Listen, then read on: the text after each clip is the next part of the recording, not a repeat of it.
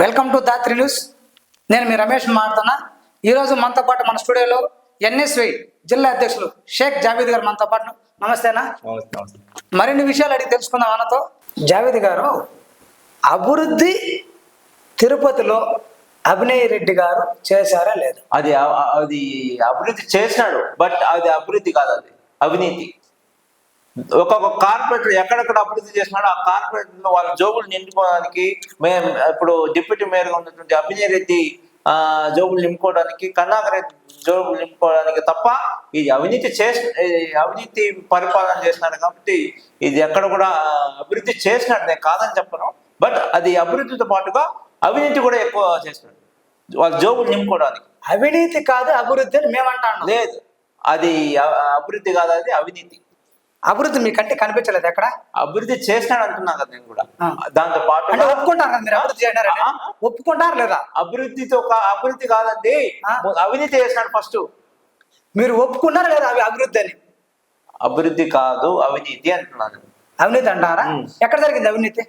మొత్తం ఎక్కడెక్కడ రోడ్ చేసినాడు అంతా అవినీతి. అవునండి, ఈ రోడ్ 30-40 రోడ్లు ఏర్పడినాయి, ట్రాఫిక్ జామ్ లేదు, ఫ్లైఓవర్ వచ్చింది. దాంతో పాటుగా 30-40 కమిషన్ కూడా తీసుకున్నారు వాళ్ళ జోబులు నింపుకోవడానికి. ఒక కార్పొరేటర్ కోట్ల రూపాయలు ఈ రోజున అవినీతి చేసుకున్నాడు. తిరుపతి ప్రజలు అభినయ్ రెడ్డి గారిని హర్షిస్తున్నారు. హర్షించినది కాదు, ఆయన్ని ఎప్పుడెప్పుడు ఆయన ఓడగొట్టి మంచి వ్యక్తిని ఎన్నుకుందామని చెప్పి ఎదురు చూస్తున్నారు ప్రజలు.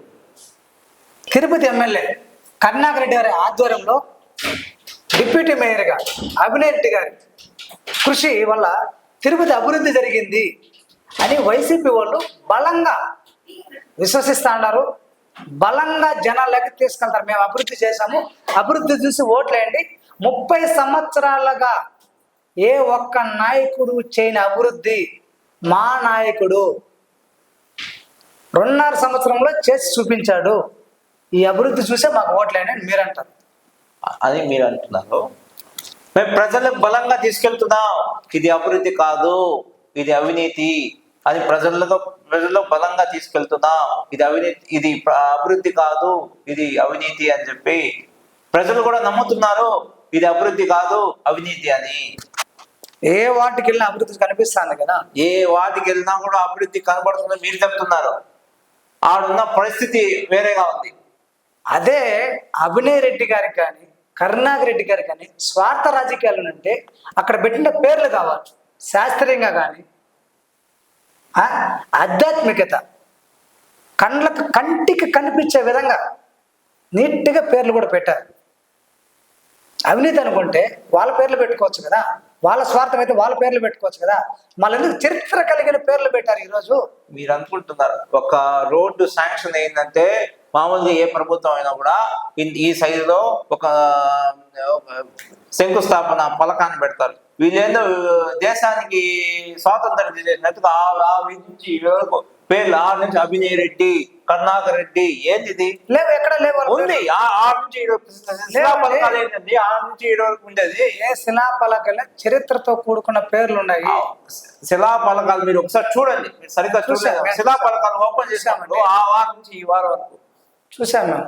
ఏదో వీళ్ళ స్వాతంత్రం వీళ్ళే తిరుపతిలో ఏదో వీళ్ళే అభివృద్ధి చేసినట్టుగా.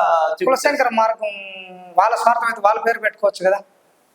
సుభాష్ చంద్రబోస్ గారు ఫోటో పెట్టారు ఎక్కడ? అక్కడ. తెలుసా మీకు? అభివృద్ధి కాదు, అది అవినీతి. తిరుపతిలో ఈ రోజు ట్రాఫిక్ జామ్ లేదంటే అది అభినయ్ రెడ్డి గారి చొరవ నేను అంటాను. కాదు, తప్పది. ఎలా? అసలు అభివృద్ధి అనేది ఎక్కడ జరగలేదు అంటున్నాను కదా. జరిగింది కదా, కళ్ళ కట్టినట్టు అద్దంలో చూపిస్తాను నేను. నా ఎమ్మరు రండి చూపిస్తాను. నేను చూపిస్తానండి, ప్రజల దగ్గర వెళ్దాం, అక్కడికే వెళ్దాం. అక్కడ ఏమంటున్నారంటే ఇది మాకు నష్టపరిహారం కట్టిలేదు వాళ్ళకి. చూడండి షేక్ జావేద్ గారు, చెప్పండి, అభివృద్ధి జరిగిందా లేదా? జరగలేదు. ఇప్పుడు జరిగింది అభివృద్ధి కదా? జరగలేదు. డ్రగ్స్ అభివృద్ధి జరిగింది తిరుపతిలో. డ్రగ్స్ అభివృద్ధి జరిగింది. అభివృద్ధి జరిగితే మీరు ఒక ఎన్ఎస్సి ప్రెసిడెంట్ గా మీరు ఏం చేస్తున్నారు? ఎక్కడ? తిరుపతిలో. మీరు ఎన్ఎస్సి ప్రెసిడెంట్ కదా. అవును. మీరేం చేస్తున్నారు అంటున్నా. ధర్నాలు చేయండి. ధర్నాలు ఏదో చేయట్లేదు. స్టూడెంట్స్ ధర్నా చేయండి. గవర్నమెంట్ కదిలిచ్చేది మీ కాంగ్రెస్ గవర్నమెంట్ అంత చిత్తశుద్ధి ఉంటే కదిలించేది. ఖచ్చితంగా ఖండిస్తున్నాం. నిరంతరం ప్రజలతో కదిలిస్తానన్నారు. ఈ 10 ఏళ్ళు ప్రత్యేక హోదా కోసం కదిలించుంటే కదిలిస్తా ఉన్నారు. ప్రత్యేక హోదా మా తప్పు కాదు. మీరు అర్థం చేసుకోవాలి. అలాగనే మీరు కదిలించేది ఈ డ్రగ్స్ గురించి కూడా. పోయినసారి మన మీరు ప్రత్యేక హోదా గురించి వచ్చినారు కాబట్టి 25 ఎంపీలు ఇవ్వండి, నేను తీసుకొస్తాను ప్రత్యేక హోదా అన్న వ్యక్తి ఈరోజు 23 ఎంపీలు ఇచ్చారు. 25 మంది ఎంపీల 22 ఎంపీల అది అడగలాని, అది తర్వాత పాయింట్, దాన్ని కూడా మాట్లాడదాం. నేను అడిగేది అంటే తిరుపతి సెగ్మెంట్ లో అభివృద్ధి జరిగిందా లేదా? జరగలేదు.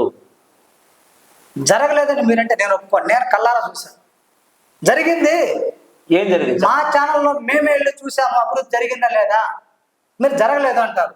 అది జరిగింది కూడా ఒకసారి మీరు దాన్ని అభివృద్ధి అనుకుంటున్నారు. అది అభివృద్ధి కాదు, అది వాళ్ళు అభివృద్ధి చేసుకున్నారు. Okay, thank you for meet.